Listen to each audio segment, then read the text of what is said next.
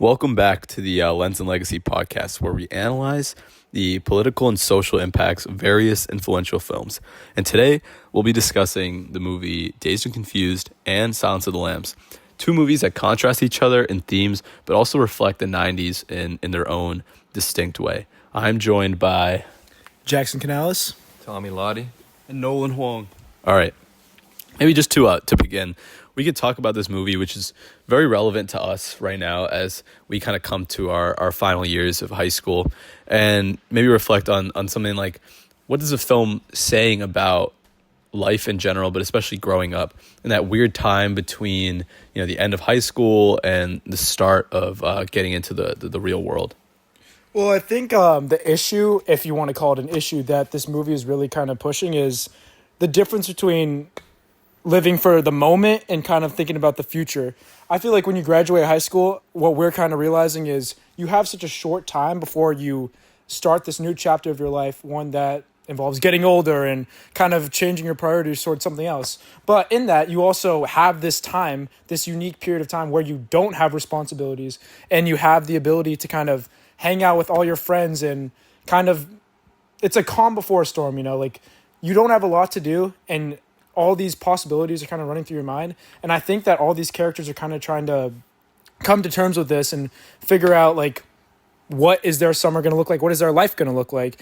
And I think the issues of Aerosmith tickets being the biggest thing that anyone cares about, and high school football, I feel like that encapsulates a lot of the things that kids really care about. It's not always like some grand thing that everyone's looking for. It's the simple things in high school. And I think that was really relatable in a sense. And I don't know, it's definitely one of my favorite movies for that. Yeah, watching this movie, I felt that the more things change, the more they stay the same. And it feels like even though this movie depicts high school 50 years ago, it doesn't really feel that different. I think a lot of how they pass the time and how they hang out with their friends and they just kind of drive around just killing time. I really think that resonates with life today, and it really feels like, just a Friday night, in Hopkinton, and it represents the same stuff that we're all going through now, and it shows that people 50 years ago were still feeling the same things, and it gives you a sense of relatability through time. Yeah, I just kind of wanted to open the floor to a question here. Do you guys feel like this movie is about growing up, or more so avoiding that growing up idea as long as possible? I would probably say the latter, and I think that's encapsulated through the character of Wooderson, portrayed by Matthew McConaughey, who's a guy who's in his mid-20s and he still chooses to hang out with high schoolers, weird as that is.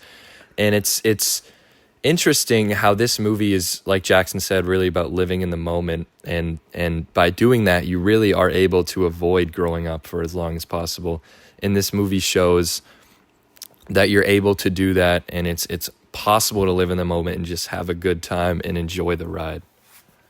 Yeah, kind of little switch into another direction here, but I think the opening scene of the high school ticking down until everyone gets out of school, I think that did a great job setting the tone for the rest of the movie. We kind of see things through the eyes of Pink Floyd, Randall, the main character, and he goes through about three different, very, very different groups of people, and has interactions with all of them. They're all his separate friends, and I think that is a really good way to represent high school, in which something we talked about was how the cliques you see in a lot of high school movies aren't necessarily true. And I think that you have friends in your classes, you have friends who like doing this, you have friends who like doing that, and you really kind of interact with all these people in your life. And I think that by showing Pink talk to the people you might think are the nerds in a movie, and talk to the football players, and then talk to the stoners, I thought that was really, really interesting. And that's why throughout the movie you're interested in all these different people's arcs and how they cross paths with each other throughout the film. Yeah, it's definitely a really good point. I think it's a pretty realistic depiction of what high school is like that isn't trying to do too much and, create this fantasy world. And it's maybe more relatable even for people like us 50 years later watching a film that's set in, around 1975, 1976, which is 50 years to the point that we're graduating this year in 2025. I think the film also, I think a consistent theme of a lot of the movies we've seen is rebellion and youth, especially. But how does the movie handle things like peer pressure and popularity and rebellion? Kind of ideas that are fundamental to a high school film in general. But how are they specifically handled in maybe a unique way that reflects the time and commentary that the movie is trying to make? It's interesting how they tackle these issues because the movie doesn't really have an arc. The characters change from the beginning to the end, but it really just feels like just another day in high school, just the last day of school. But you see these elements of peer pressure when they hang out with the freshmen and they tell them to do this and that, and like, you'll be cool and you'll be in with us, and we're the popular kids. And in a way it's cliche, but I mean, I feel like it represents what life is really like and how these people are rebellious and they're the popular kids. But it feels very real in that there's no real consequences for these people at the end of the movie. It just feels like you're, watching just a day in the life through the lens of film. I think that's a really good point, that the film is just kind of at its core a commentary maybe on youth and immaturity, that's also balanced with the reality of growing up and how you have to balance the two things and also transition. I think that's especially shown by the main character, who is refusing to grow up and who's refusing to sign the form that his coach gives him. And his coach is kind of a representation of maturity and growing up, and he wants him to sign this form, take his future seriously, take the team seriously. But Pink kind of wants to hang out with his friends and go to concerts and to put it kind of brashly, do drugs and do things that obviously represent more immaturity. I think that is a really interesting dynamic that's depicted throughout the film, and that's also shown by Matthew McConaughey's character, who's 25 and still doing these things. He never grew up, and maybe the coach sees characters like this and he doesn't want that life for Pink. And as much as there are a lot of relatable characters, and it feels like a real group of people you meet, there are these extremes, such as Ben Affleck's character, who's the only blatantly evil character in the movie. But also in high school, people like that, people who just are mean people, And I think that on the completely other side, there's those three characters, the three nerdy characters. Do you guys remember their names? Anyway, I mean, they're the polar opposite. I mean, they are thinking exclusively about the future and how the moment doesn't even matter because they'll be doing this and that in 20 years. And I feel like their arc is just as interesting as everyone else who's having this fun in high school. Yeah, it's interesting how the movie uses clothes and music and these cars to create this really distinct feel of the 1970s, the outfits and the soundtrack. I mean, one of the best soundtracks, honestly, in a movie I've ever heard, because it really just amplifies that feeling of carefree and just living in the moment.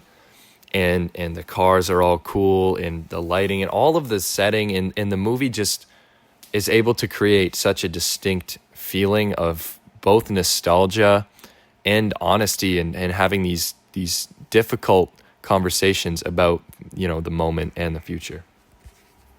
I think a scene that we especially noted that we can't relate to as much in this day and age is that one scene where they're all listening to the same song on the radio. And I thought that scene was really cool because, it combines those elements that Tommy was just talking about, like the soundtrack and the score of the film being kind of pivotal to carrying the plot, but also showing the sense of interconnectedness between the groups, even between the three kids who care so much about the future, and then even the car full of stoners and people who are kind of still relishing in the past and who don't want to grow up. They're all listening to the same song at the same moment, doing the same thing, and it's maybe a commentary on human life in general, and maybe that we aren't so different. I think a theme that's pretty prevalent throughout all the films that we've watched so far. Yeah. Nolan, any thoughts?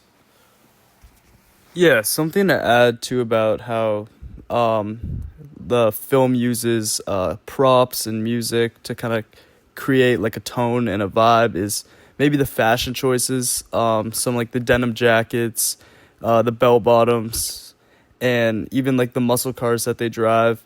It kind of just creates like a youthy feel, and kind of just like it shapes kind of like what how society was during that moment. And yeah, I mean, yeah, what do you think? Yeah, it's a very good point. Well, I mean, I think something I think is interesting is I guarantee you people directly after watching this movie would never guess that Wooderson and Ben Affleck would be the two most iconic actors from this movie. And I think that kind of shows how the 90s were. It was a very opportunistic decade. There was a lot of young actors and actresses who kind of flamed out after one or two movies. And it was actually the two of the older characters in the movie who ended up having very, very successful futures to this day. And I don't know, I feel like that's something relatively unique to the 90s in a sense.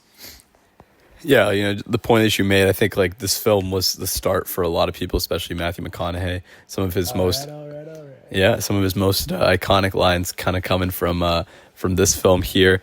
I think another film that we watched from this decade that like maybe allows us to transition a little bit into the opportunistic elements, but also some of the elements of the 90s, focusing on these different ideas and the commentary on humanity. We could talk about perhaps The Silence of the Lambs, maybe if not the most influential horror film ever made. We look at horror films today, and you can tell that they're obviously influenced by Silence of the Lambs and characters. Anthony Hopkins plays Hannibal, which is a character that is just so interesting and maybe sets him up as one of the greatest actors of all time. Well, building off of the influential aspect of Silence of the Lambs, I remember just last year or very recently, me and Ash went to see a drive-in movie for a movie called Longlegs, and pretty much their entire marketing campaign was saying, "Oh, this is the next Silence of the Lambs. This is that," and having an entire successful movie campaign based off of another movie 30 years ago kind of shows how influential this movie is and how even being attached to the name today can lead to success. So I think that kind of just sets the frameworks for what kind of movie this was. Yeah, it's a stark contrast from the last movie, where this movie just has a darkness around it, and it uses fear and power, these power dynamics, and especially with gender, which I didn't expect going into this movie, but the idea of gender power dynamics is really prevalent throughout this film, especially with Clarice as a female FBI agent who's really staring down the face of masculinity and trying to break down these glass ceilings that she has to face as a female FBI agent. And throughout the film, you just see these male officers who just constantly are looking down on her, even though she's better at her job than any of them and is really the focal point of this mystery and is able to solve it. So I think it's a really progressive film in that aspect, that it explores the idea of power really differently from movies before. Yeah, it's really quite an interesting film. Talk about the dynamics of gender there, but also looking at something like mental health perhaps being something that's new and modern and something that's talked about in a film. I think this film breaks down a lot of kind of constructs in a way where you have a female protagonist in a strong role, as well as mental health being something that's prevalently discussed and discussed pretty freely throughout the film. I think the film definitely influences how there's a transition in the 90s to human emotion being the forefront of a film, and less so something like the set design or the gravity of a story in general, which the story is at its core fairly simple. It's one FBI agent trying to track down this one killer, and that is like the entirety of the film. I think it's really interesting, especially looking at kind of some of the film's elements, such as silence, which is in the title of the movie itself. why do quiet moments in this movie feel so threatening, and maybe quiet movie moments in movies in general? Well, I think it's the you understand the mind of Hannibal Lecter, and the silence. For me, I just had no idea. I know this is such a smart, creepy dude. Like, what is he thinking about? Something is up, and you're expecting that jump scare. You're expecting something to happen, and the more and more you hear nothing, I feel like the more and more the suspense grows, and you feel like you're really missing out on something. Like something's there, something to do with Buffalo Bill, something to do with another inmate. It just feels like something's off. And that's how I felt throughout the movie. I felt like I was holding my breath whenever these silent moments happened. I think it's very contrasting to most thrillers where you're relying on louder shocks, and Lecter's calm, measured speech, I feel like is way more terrifying as I was watching the movie rather than him when he was shouting, if he were to shout. And this kind of, like in a scene where he first meets Clarice, the only sound is just his breathing, which kind of made me, and as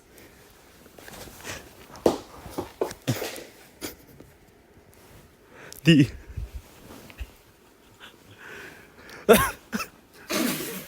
Those allergies, man.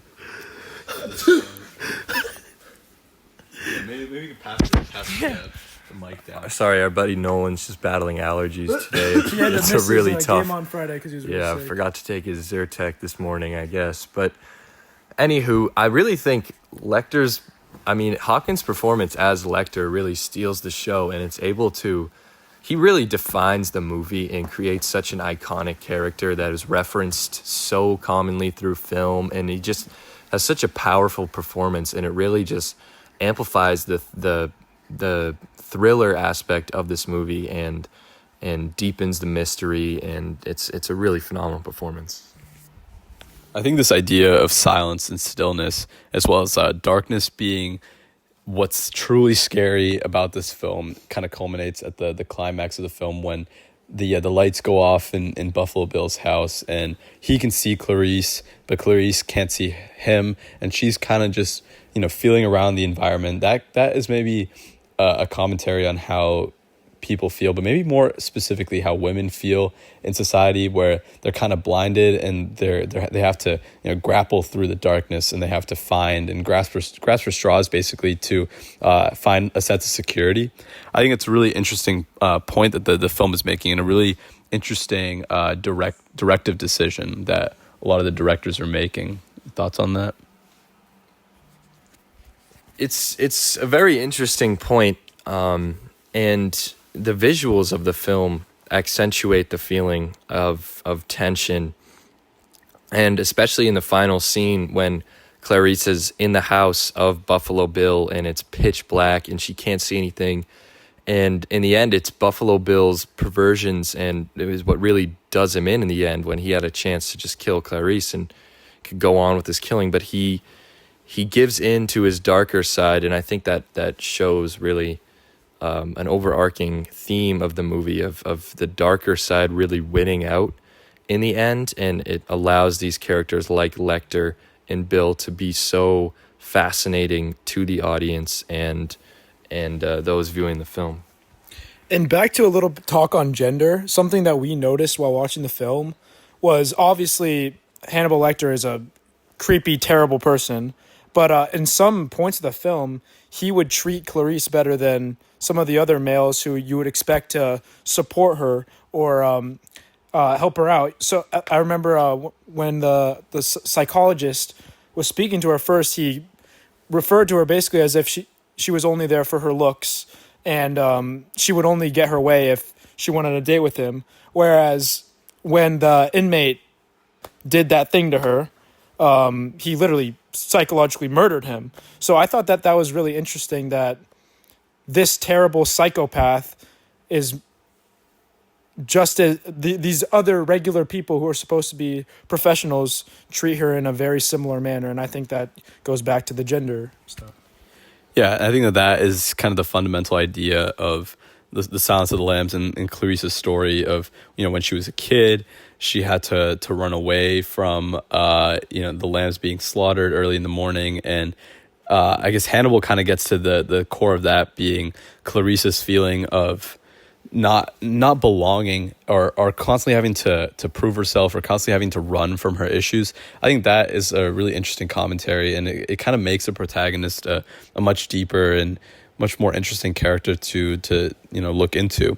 I think in the end, when Clarice finally figures out the murder, you have that shot where she opens the door and it's Buffalo Bill, and the FBI agents open the door and it's just an empty house. I think that also shows that Clarice is obviously much smarter than they all thought, and they kind of discounted Clarice at the start of the film, and even towards the end, Clarice is only starting out as an FBI agent, even though she obviously has proved herself to be much more intelligent, much more capable than everyone had initially thought. And I think that this film does maybe a good job at showing female protagonists in a new way. In Casablanca, a movie from 50 years before this film, all the women pretty much are more, I guess, adjacent to the male characters and the male protagonists in the film, and just have a sidelined role, whereas Clarice really takes control of the movie and is the female head of the film in more ways than one. Anything to sum up the discussion with them? I mean, I think that these are two very, very different movies that were entertaining for different reasons, but I think that's why the 90s was such a great era for film. There's just a ton of different stuff to choose from, and I guarantee you there's a million people out there whose favorite movie came from this decade, and I can say that some of mine definitely did. Yeah, I mean, it's definitely a decade with a lot of influential films, and that's kind of why we picked two movies that really contrasted each other to show different elements of the time and of the period, both being influential. All right, we'll catch you in the next one. Thank you.